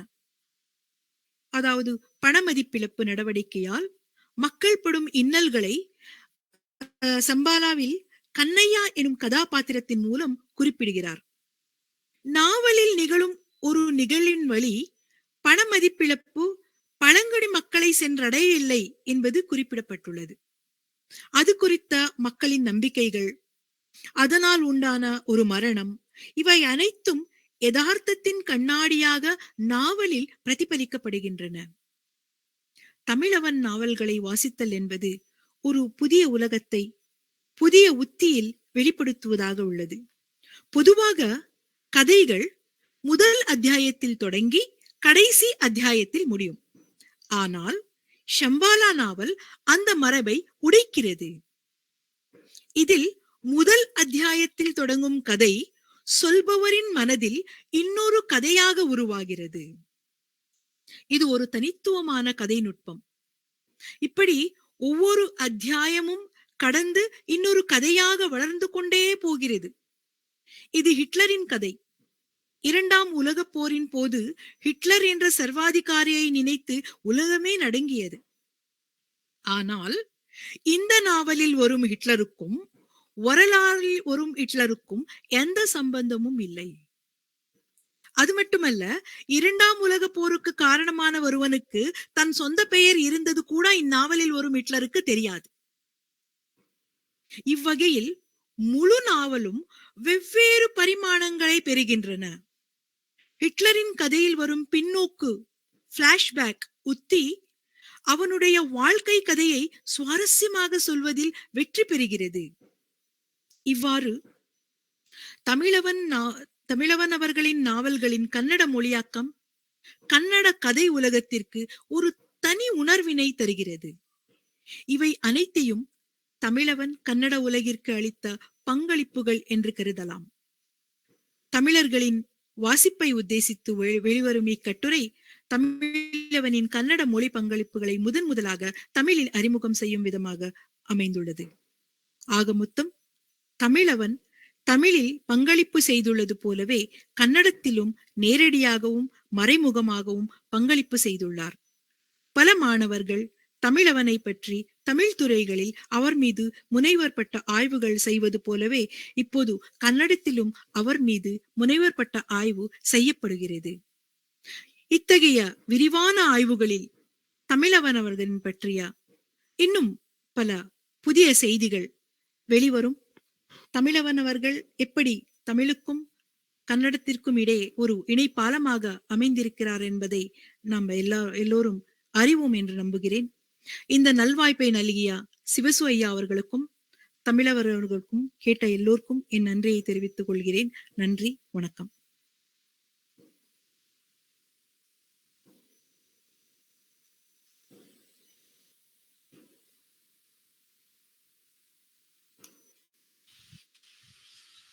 பேராசிரியை முனைவர் ஜெயலலிதா அவர்கள் மிக நுட்பமாக ஏற்கனவே தமிழ் மொழியில் உள்ளது போலவே கர்நாடகத்திலேயும் கன்னட மொழி அதிலே அவருடைய புனைவுகளை பற்றி முனைவர்பட்ட ஆய்வுகள் நடந்து கொண்டிருக்கின்றன என்று சொல்கிறார்கள். அது மிகவும் மகிழ்ச்சி தரக்கூடியதுதான். அதுபோக அங்கு இருக்கக்கூடிய விமர்சகர்கள், கல்விப்புலம் சார்ந்திருக்கக்கூடிய பேராசிரியர்கள் அவருடைய நூல்களின் மீது எதிர்வினை செய்திருக்கிறார்கள்.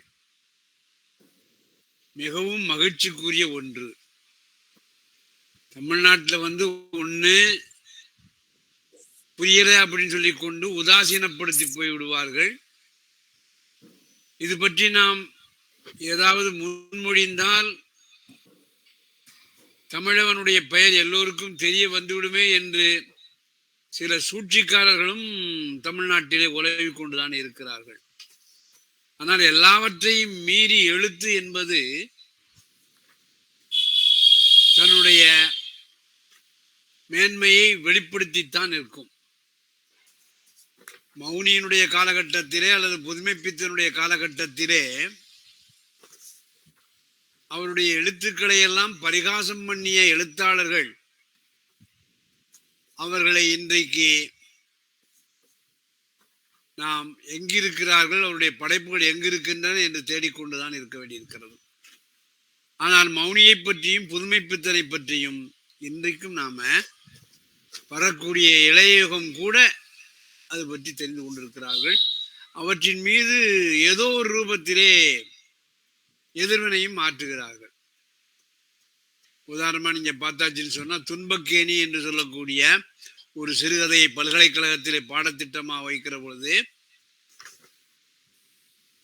அது என்ன அடிப்படையிலே அதை மறுத்தார்கள், எதிர்த்தார்கள் என்று இருந்தாலும் கூட புதுமைப்பித்தனுடைய படைப்புகளை வாசித்துக் கொண்டிருக்கக்கூடிய ஒரு சூழலைத்தான் நாம பார்க்கிறோம். இந்த மாதிரியான ஒரு சூழல் தான் மௌனி புதுமைப்பித்தனை இன்றைய கல்விப்புலம் சார்ந்திருக்கக்கூடியவர்கள் எப்படி வாசித்து தங்களுடைய உயர் படிப்பிலே ஒரு தலைப்பாக எடுத்துக் கொண்டிருக்கிறார்களோ அதை போன்று கன்னடத்திலே கன்னட மொழி பயிலக்கூடியவர்கள் தங்களுடைய படிப்பிலே ஆய்வு தலைப்பாக எடுத்துக் கொண்டிருக்கிறார்கள் என்று சொன்னார்கள். மிகவும் மகிழ்ச்சியான செய்தி.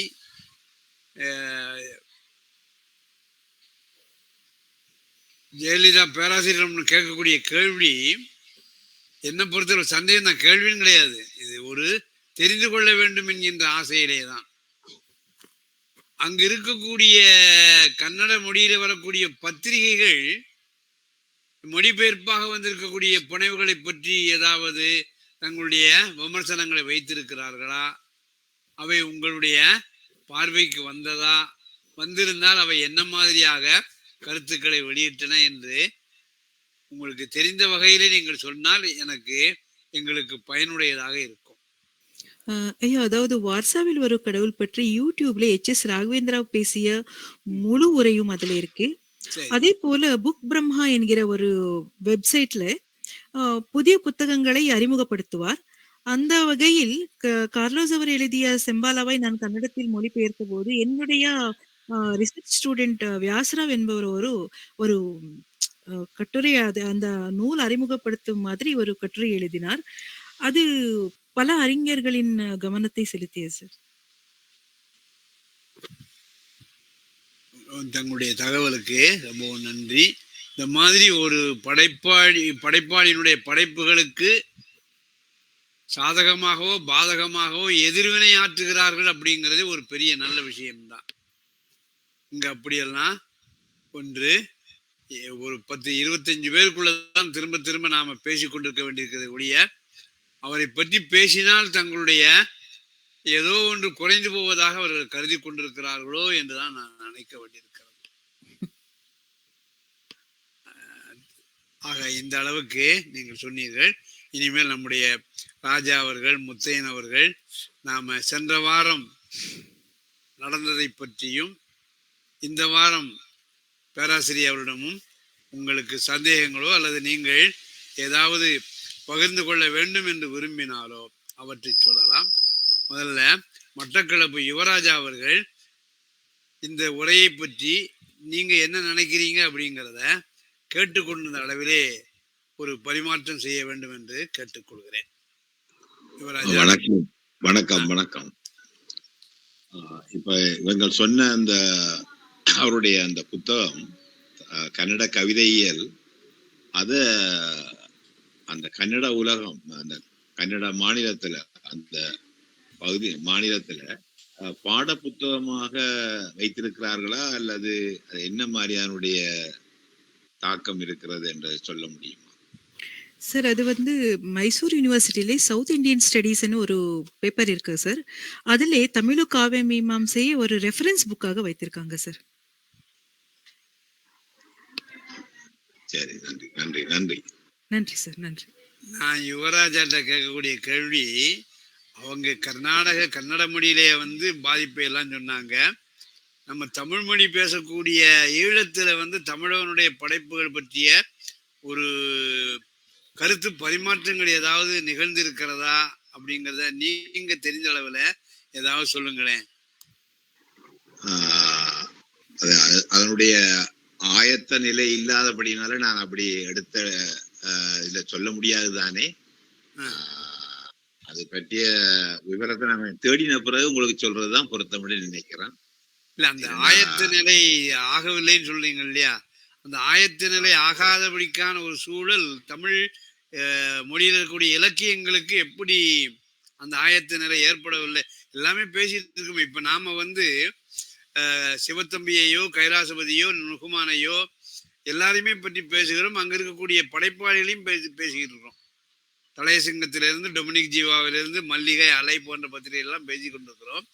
ஆனா இன்றைக்கு 20ஆம் நூற்றாண்டு 21ஆம் நூற்றாண்டில் இருக்கக்கூடிய இக்காலகட்டத்தினுடைய இலக்கிய போக்கை நிர்ணயிக்கக்கூடிய ஒரு படைப்பாளியை ஏன் இலங்கையில நீங்க கொண்டு செல்லவில்லை? அதற்கான சூழல் ஏற்படாததற்கு அதை தடுக்கக்கூடிய வேறு என்ன சூழல்கள் இருக்கிறதுன்னு நீங்க தெரிஞ்சா எனக்கு சொல்லலாம்.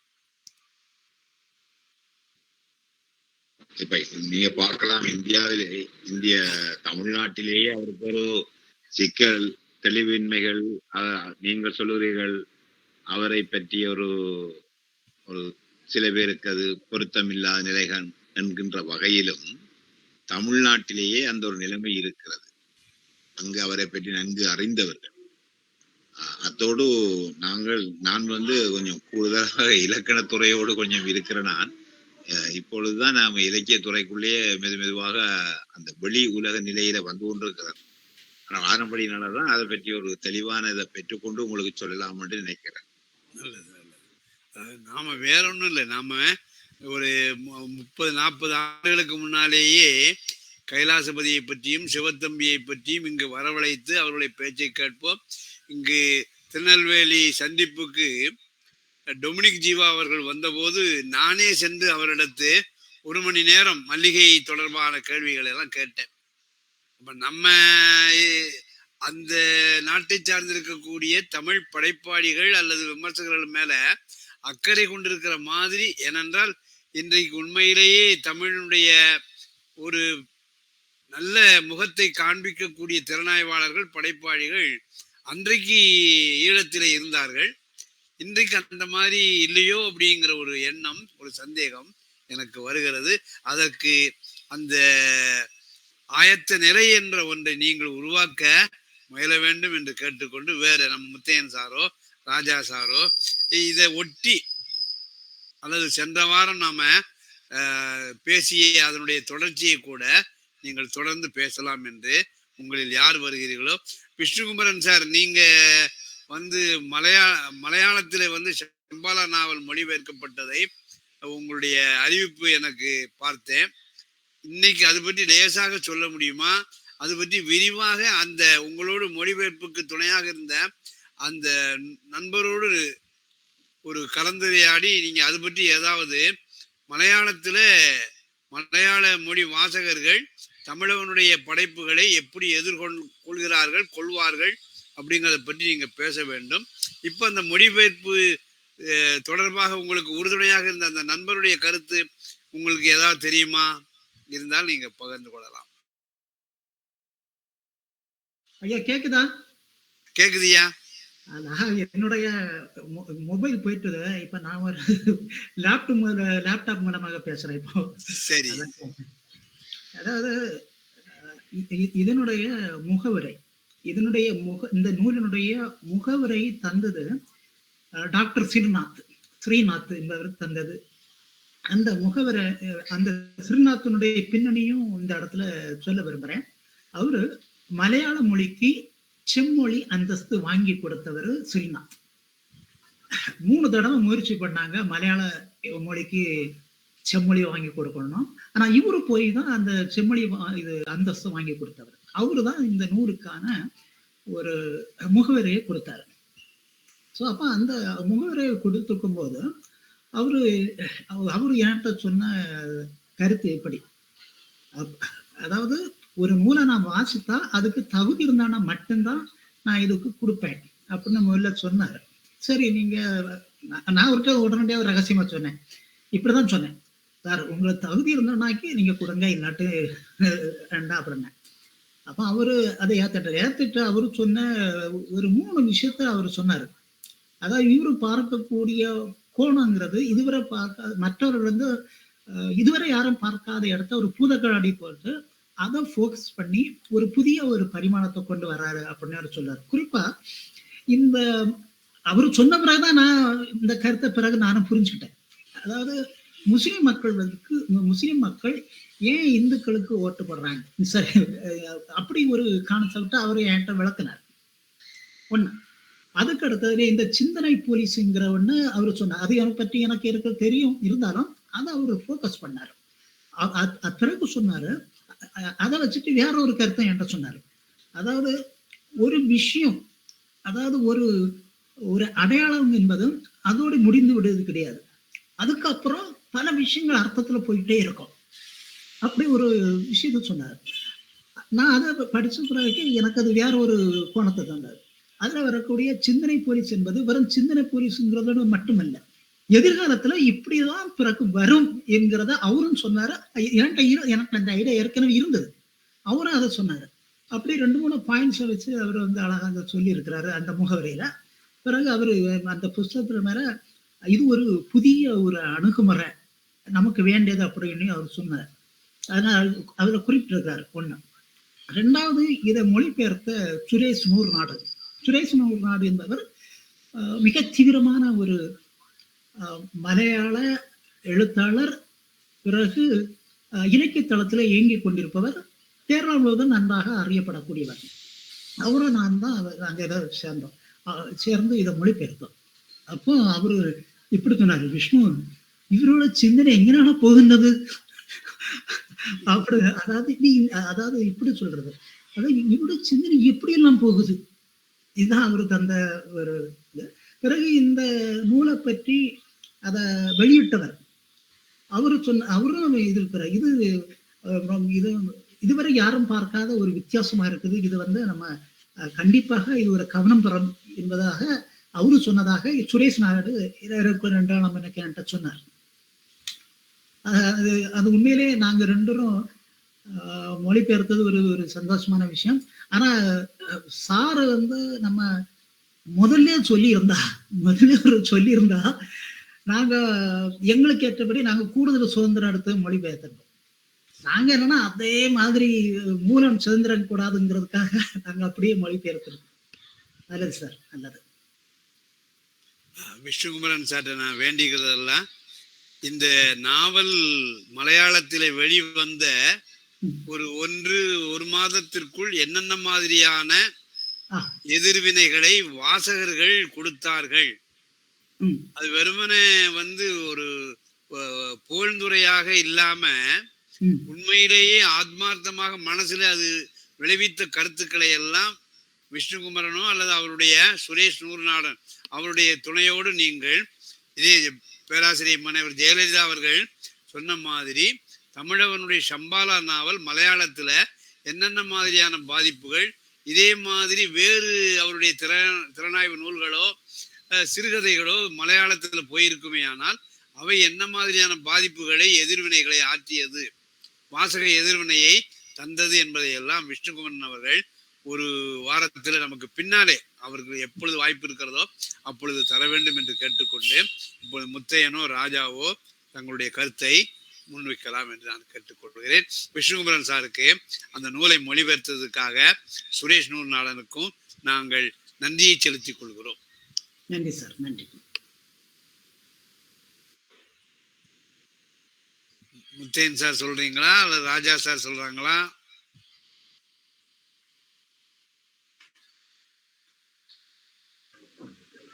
ஐயா வணக்கம். சொல்லுங்க ஐயா ராஜா, சொல்லுங்க. எதுவும் கூடுதல் தகவல் இல்லைங்க, ஏன்னா கன்னட பங்களிப்பு ரிலேட்டடா நம்ம அந்த அளவுக்கு தகவல் தெரியாது. சரி, ஒரு தகவல் மட்டும் இந்த குழுல பகிர்ந்துக்கணும்னு நினைக்கிறேன். என்னன்னா சிறுகதை தமிழ் அது கரெக்டா தெரியல, ஆனா தலித் கன்னட சிறுகதைகள் அப்படின்னு ஒரு தொகுப்புக்கு இவர் முன்னுரை எழுதியிருக்காருன்னு நினைக்கிறேன். எனக்கு அது தமிழ்ல அந்த சிறுகதை, அப்ப நான் அந்த நூலை நான் பார்த்துருக்கிறேன். அந்த நூலையும் தமிழ், அதாவது தமிழ்ல இருக்க சிறுகதைகளையும் ஒப்பிட்டு தமிழ் கன்னட தலித் சிறுகதைகள் ஒப்பீடுன்னு சொல்லிட்டு கந்தசாமி நம்மளுடைய குழுவுல தொடர்ச்சியா இயங்கக்கூடிய சென்னையில வேலை பார்க்கக்கூடிய தமிழ்துறை உதவி பேராசிரியர் கந்தசாமி அவர்கள் PhD ஆய்வுக்கு எடுத்திருக்கிறார். அப்ப தமிழ் இந்த சிறுகதைகள்லயும் கன்னடத்தினுடைய சிறுகதைகள் தமிழ்ல ஒரு மொழிபெயர்ப்பு வந்ததுக்கு இவர் ஒரு முன்னுரை கொடுத்திருக்கிறார். அது இவருடைய நூல் நினைக்கிறேன், அவரு பாவனனுடைய மொழிபெயர்ப்பு நூல் என்று நினைக்கிறேன். அது இவர் முன்னுரை கொடுத்திருக்கிறாரு. அது ரொம்ப முக்கியமான முன்னுரையா இருந்ததுன்னு அப்பொழுதுக்கு படிச்சிருக்கேன். இப்ப எனக்கு ஞாபகம் இல்லை அதனுடைய கருத்து. அது ஒரு தகவல். இது ஆராய்ச்சிக்கு பண்ணியிருக்கிறாரு அப்படிங்கிறது ஒரு தகவல். அதாவது ரெண்டையும் ஒப்பிட்டு, அதாவது தமிழுடைய எழுத்து முன்னுரை முக்கியமா காரணமா இருந்துச்சு. ஏன்னா அவர் அடிக்கடி சொல்லியிருக்காரு கந்தசாமி என்கிட்ட. அவர் என்ன சொல்லியிருக்காருன்னா, இந்த கன்னட சிறுகதைகள்ல தமிழன் முன்னுரை ஒப்பீடு அவசியமானதுன்னு தமிழன் வலியுறுத்துறாரு. ஏன்னா பாவனன் போன்றவங்க எல்லாம் ஒப்பீடு ஒரு மொழியை சிதைக்கும் அப்படிங்கிற அதாவது ஒப்பீடுல சில சிக்கல் இருக்கு, ஒப்பீடுல ஒரு மொழி உயர்வு தாழ்வுக்கான சிக்கல்கள்லாம் இருக்குதுங்கன்னு பாவனன் சொல்லும் போது, அதை ஒப்பீடு தேவையற்றது அல்லது ஒப்பீடு இப்படிதான் இருக்கணும்னு ஒரு வரன்முறைப்படுத்துற போது தமிழும் ஒப்பீடு குறித்து வைக்கிற சிந்தனை ரொம்ப முக்கியமானதுன்னு அவர் என்கிட்ட பகிர்ந்திருக்கிறாரு. அது கரெக்டா எக்ஸாக்டா கருத்துக்கள் இந்த குழுவுல நல்லா பகிர முடியல. முக்கியமா ஒரே ஒரு கருத்து என்னன்னா, ஒப்பீடு பண்ணும்போதுதான் ஒரு மொழியினுடைய தன்மையை நாம் புரிந்து கொள்ள முடியும் அப்படிங்கிறத தமிழோர் மூலமா நான் தெரிஞ்சுக்கிட்டேன். என்னோட ஒப்பீடுல நான் அதை தான் சாத்தியப்படுத்திருக்கிறேன். அது பாவனன் வைக்கக்கூடிய கருத்து தமிழன் வைக்கக்கூடிய கருத்தெல்லாம் ஒப்பிட்டு அதுக்குள்ள ஆய்வு பண்ணியிருக்காரு. அப்ப தமிழன் வைக்கக்கூடிய ஒப்பீடு சிந்தனைங்கிறது ரொம்ப கவனத்துக்குரியதா இருக்கிறது. அது எந்த மொழியும் சிதைக்காமல் நாம் நம்மை இணைத்து புரிந்து கொள்வதற்கு, மற்ற மொழியோடு இணைத்து புரிந்து கொள்வதற்கு காரணமா இருக்குங்கிற மாதிரி ஒரு கருத்தை முன் வச்சு விவாதிச்சிருக்காரு. இதெல்லாம் நாங்கெல்லாம் வந்து ஒரு 10 வருடத்துக்கு முன்னாடி 2014, 15ல விவாதித்த காலகட்டங்கள் இது. இது இது ஒரு கன்னட ரிலேட்டடான ஒரு தகவலை நான் இது பண்ணிக்கிறேன். 2வது இது ரிலேட்டடா ஒரு தகவல் சொல்லணும் அப்படின்னா, ஒரு தமிழ் எழுத்தாளர் இப்ப சமீபத்தில் இப்ப டெல்லியில போய் வசிச்சு எழுதக்கூடிய எழுத்தாளர்கள் சிலர் இருக்காங்க. அது புதிய மாதவி என்ன இருக்காங்க, வாசந்தி சில எழுத்தாளர்கள் இருக்கிறாங்க. நமக்கு பெயர்கள் நினைவு வரல. இப்படி எழுதக்கூடிய எழுத்தாளர்களை நம்ம கவனிக்கிறோம். அதாவது இப்ப அதே மாதிரி இந்த ஆந்திராவில இருந்து தமிழ்நாட்டுக்கு வந்து எழுதக்கூடிய அசோகமத்தின் போன்ற எழுத்தாளர்கள் சென்னை நகரத்துல வந்து எழுதக்கூடிய இது போன்று கிட்டத்தட்ட நான் ஒரு நாட்டுல இருந்து இன்னொரு நாட்டுக்கு இடம்பெயர்ந்து இன்னொரு இடத்துல இருந்துகிட்டு தமிழ் கதையில் எழுதக்கூடிய ஆட்களை நம்ம பார்க்கிறோம். தமிழ்நாட்டிலேயே வச்சுக்கிட்டு தமிழ் கதையில் எழுதக்கூடிய ஆட்களை பார்க்கிறோம். இது ஒரு வகையறா. இப்ப தமிழன் என்ன செய்யறாரு அப்படின்னா, அவர் ஏற்கனவே படிக்கிற காலகட்டத்திலேயே கேரளாவுக்கு போனதுனால மலையாள தொடர்பு அவருக்கு ஏற்படுறது ஒரு பின்னணி. அப்புறம் அவர் கன்னடத்துக்கு போறாரு. கன்னடத்துக்கு போனோம்னா கன்னட மொழி தொடர்பு, அவர் கன்னடம் கற்றுக்கொள்ளக்கூடிய சூழ்நிலை வருது. இந்த சூழ்நிலை வந்த உடனே அவர் வந்து இப்ப அது 2 மொழியையும் வச்சுக்கிட்டு உலக அறிவையும் வச்சுக்கிட்டு தமிழ் மொழியோட ரிலேட் பண்ணி இயங்கிக்கிட்டே இருக்கிறார். இது போன்ற பல்துறை அறிவையும் கொண்டு தமிழில் இருக்கக்கூடிய தமிழ் சிந்தனை தன்மையை மாற்றி அமைக்கக்கூடிய ஒரு எழுத்து முறையை தமிழுக்கு கொடுத்துக்கிட்டே இருக்கிறார். இது தொடர்ச்சியா நாம் கவனிக்கிறோம்.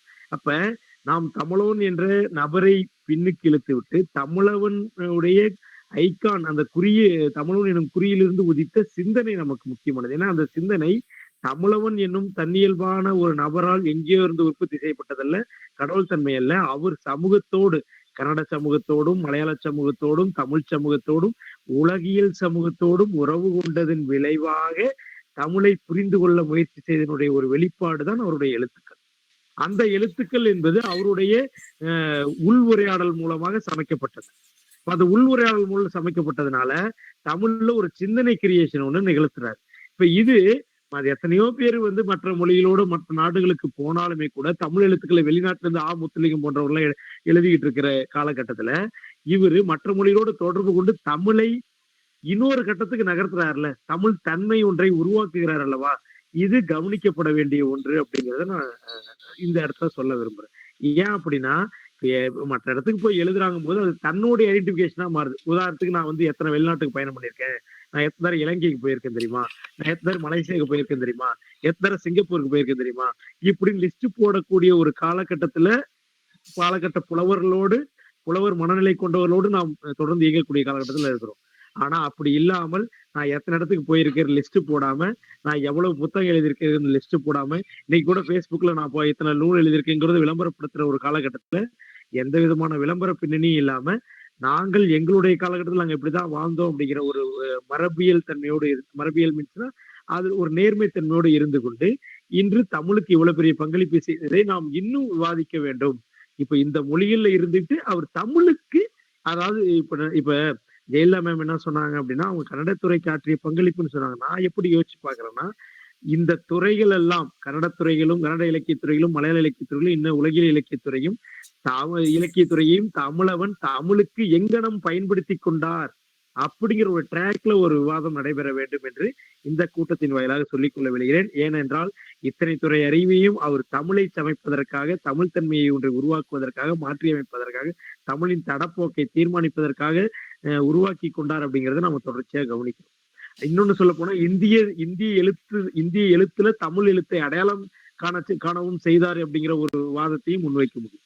இப்படி ஒரு விவாதம் மேலெழும்புவதற்கு இன்றைய உரை காரணமாக இருந்ததாக நான் நினைத்துக் கொள்கிறேன். நன்றிங்க.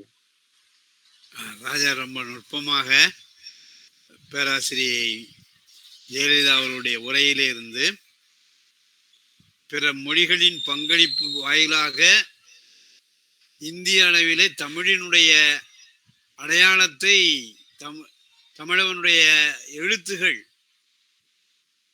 எவ்வாறு நிலைநிறுத்தின அப்படிங்கிற ஒன்றை அதுவே அவருடைய நோக்கமாக இருக்கிறது. இன்னைக்கு நீங்க பார்த்தாச்சுன்னு சொன்னால்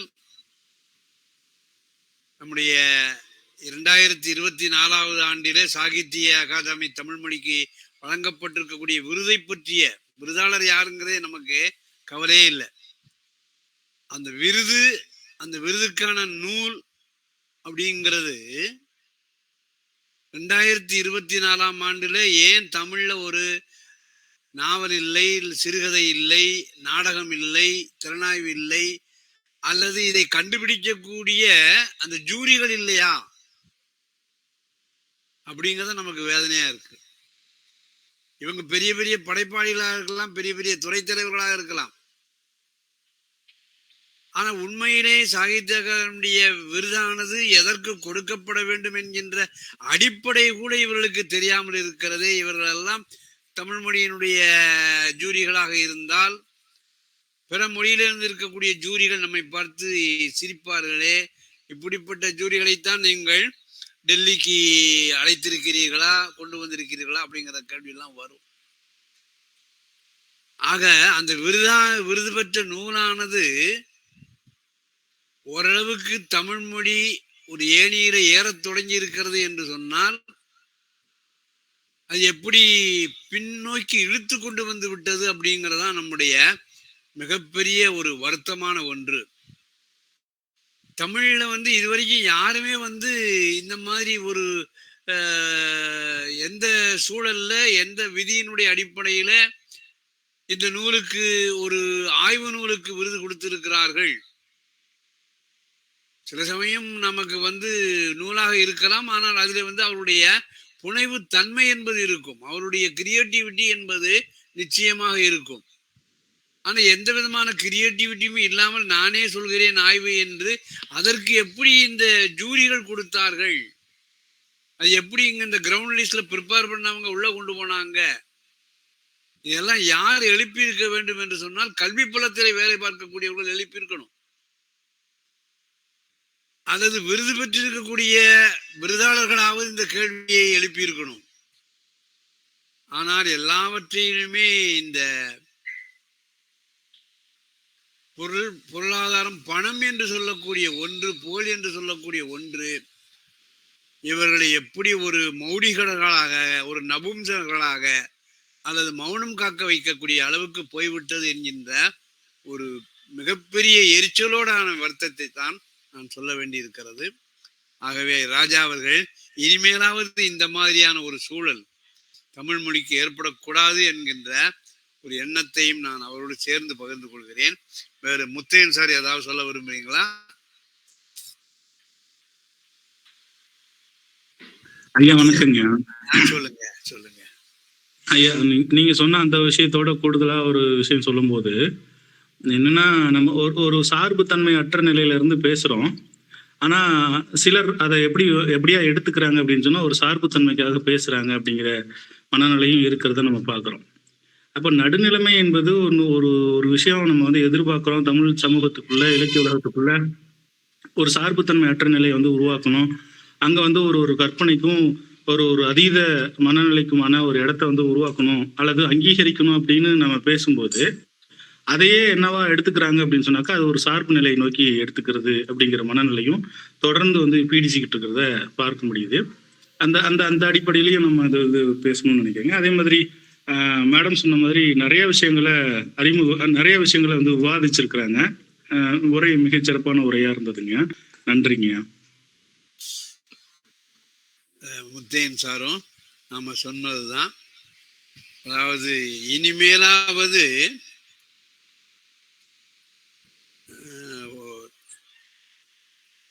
செக்கோஸ்லோவேக்கியா கவிஞர் ஒருவர் அழகான ஒரு கவிதையை சொல்லியிருப்பார். புல்லுக்கு கை கொடுத்தேன் நெல்லாக மாறியது, கரிக்கு கை கொடுத்தேன் நெருப்பாக மாறியது, மனிதனுக்கு கை கொடுத்தேன் பாழாய் போனது அப்படின்னு சொல்லுவார். அந்த மனிதன் அப்படிங்கிற இடத்துல நான் இன்வெர்டர் கமாசா போட்டு தமிழ் கல்வி புலம் அப்படிங்கிறத அதில் நாம போட்டுக்கலாமோ அப்படிங்கிற ஒரு என்ன சொல்றது, ஒன்றுக்கு பதிலாக இன்னொன்றை பதிலாக போட்டால் பாரதி கூட சொல்லுவான், அது அவனுடைய பெரிய ஆதங்கம். அவன் பொதுவா தமிழ் மக்களை சொன்னா நாம அந்த தமிழ் மக்கள் அப்படிங்கிறத கல்வி புலத்தை சார்ந்திருக்கக்கூடிய பேராசிரியர்கள், தமிழ் கல்வி புலத்தை சார்ந்திருக்கக்கூடிய பேராசிரியர்கள் அப்படி சொல்லிக்கலாம். தமிழ் மக்கள் மழையிலே நனையக்கூடிய எருமை மாடு போன்றவர்கள் அப்படின்னு சொல்லுவான்.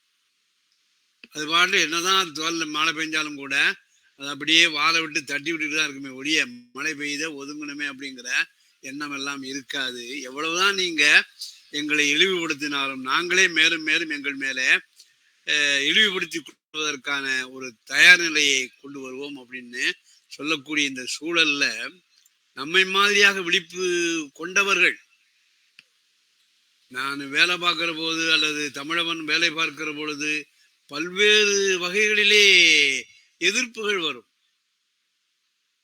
அதையெல்லாம் நாம தற்காலிகமானது, ஆனால் நிலைத்து நம்முடைய பணி நிறைவு பெற்ற பின்னாலும் கூட நாம தொடர்ந்து இயங்குவதற்கு இந்த இலக்கியத்துவம் நமக்கு பயன்படும். ஆகவே எந்தெந்த திசைகளிலிருந்து எதிர்ப்பு கணைகள் வந்தாலும் கூட அவற்றையெல்லாம் நாம என்ன செய்யணும், எதிர்கொள்ள வேண்டும் என்கின்ற ஒன்றோடு வேறு யாராவது பேச இருந்தால் பேசலாம், இல்லை என்றால் இந்த நிகழ்ச்சியை நிறைவு செய்யக்கூடிய வகையிலே ஆழ்வார்குறிச்சி இங்கே இந்த அமைப்பை சார்ந்த முனைவர் சுந்தரம் அவர்கள் நன்றி கூற வருவார்கள். அவர்களை நன்றி கூறும்படியாக அன்போடு கேட்டுக்கொள்கிறேன். அடுத்த வாரம் தமிழவனுடைய பங்களிப்புகள் பல பரிமாணங்களிலே அவர் பொது உடைமை சார்பாக இருக்கிறார், தமிழ் மொழி சார்பாக பேசியிருக்கிறார், தலித்துகளை பற்றி பேசியிருக்கிறார், பிராமணர்களை பற்றி பேசியிருக்கிறார், நாடகங்களை பற்றி பேசியிருக்கிறார். அதுல அவருக்கு எதோடு ஒத்து போகிறார், எதோடு அவர் மறுக்கிறார் என்கின்ற விஷயங்களை எல்லாம் தமிழவனுடைய இதழ்களில் அவர் எழுதிய கட்டுரைகள் வாயிலாக சில செய்திகளை உங்களோடு நான் பகிர்ந்து கொள்ளலாம் என்று நினைக்கின்றேன். அது பற்றி அறிவிப்பு வரும். நீங்களும் தமிழவனுடைய இதழ் பங்களிப்பு மூலமாக தமிழ் மொழி என்னென்ன மாதிரியான பேறுகளை பெற்றது என்பதை நீங்களும் சிந்தித்து நாம் எல்லோரும் சேர்ந்து அதை பலருக்கும் பயன்படக்கூடிய விதத்திலே அமைப்போம் என்று சொல்லி திருவள்ளுவர் கல்லூரி மேனாள் முதல்வர் சுந்தரம் அவர்கள் இப்பொழுது நன்றி கூற வருகிறார்கள். அனைவருக்கும் மீண்டும் மாலை வணக்கத்தை தெரிவித்துக் கொள்வதில் பெருமகிழ்ச்சி அடைகிறேன். கமலமன் அவர்கள் கன்னட மொழிக்கு ஆற்றிய பங்களிப்புகள் குறித்து சிறப்பானதொரு இணையவழி கருத்தரங்கம் நடைபெற்றது. இந்த இணையவழி கருத்தரங்கில் சிறப்பாக தன்னுடைய மனப்பதிவினை பதிவு செய்த முனைவர் ஜெயலலிதா அவர்களுக்கு ஆழ்வார்குறிச்சி இங்கே இந்த அமைப்பு மற்றும் பாளையங்கோட்டை மேலும் வெளியேற்றகம் சார்பாக எங்கள் மனமார்ந்த நன்றியினை தெரிவித்துக் கொள்வதில் பெருமகிழ்ச்சி அடைகிறோம். மேலும் இந்நிகழ்வில் பங்கு பெற்ற இலக்கிய ஆர்வலர்களுக்கும் பேராசிரியர் பெருமக்களுக்கும் ஆராய்ச்சி மாணவர்களுக்கும் பாளையங்கோட்டை மேலும் சிவசு அவர்களுக்கும் பாளையங்கோட்டை மேலும் வெளியீட்டகம் மற்றும் ஆழ்வார்குறிச்சி இங்கே என்ற அமைப்பின் சார்பில் எங்கள் மனமார்ந்த நன்றியினை தெரிவித்துக் கொள்கிறோம். மீண்டும் நாம் அடுத்த வாரம் புதன்கிழமை இணைய வழியில் சந்திப்போம். நன்றி.